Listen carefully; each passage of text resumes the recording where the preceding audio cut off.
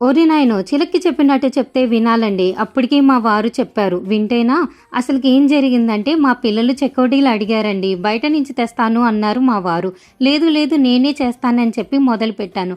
చెకోడీలు పర్ఫెక్ట్‌గానే వచ్చాయి కానీ, నా తంటాలు మాత్రం మా దేవుడికే తెలుసు.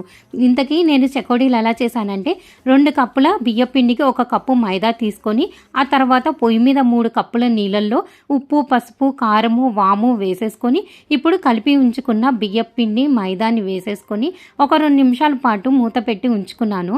ఆ తర్వాత పిండిని మెత్తగా ఒత్తేసుకొని, ఇప్పుడు జంతికల గొట్టంలోకి వేసుకొని, నేను చూపించిన విధంగా ఒత్తేసుకున్నానండి. ఇక్కడే వచ్చిన అసలు ఇబ్బంది. మైదా ఉండటం వల్ల జంతికల మిషన్‌ని ఎంత గట్టిగా ఒత్తాల్సొచ్చిందో. నా చేతులు పడిపోయినాయి అనుకోండి. ఆ తర్వాత దాన్ని చెకోడీలాగా చేసుకొని, హై ఫ్లేమ్‌లో నూనెను మరిగించుకున్న తర్వాత మీడియం ఫ్లేమ్‌లో పెట్టి చెకోడీలను వేయించుకోవాలండి. చెకోడీలు మాత్రం స్వీట్ షాప్ కన్నా చాలా టేస్టీగా వచ్చాయి. కానీ నా పని మాత్రం అయిపోయిందండి.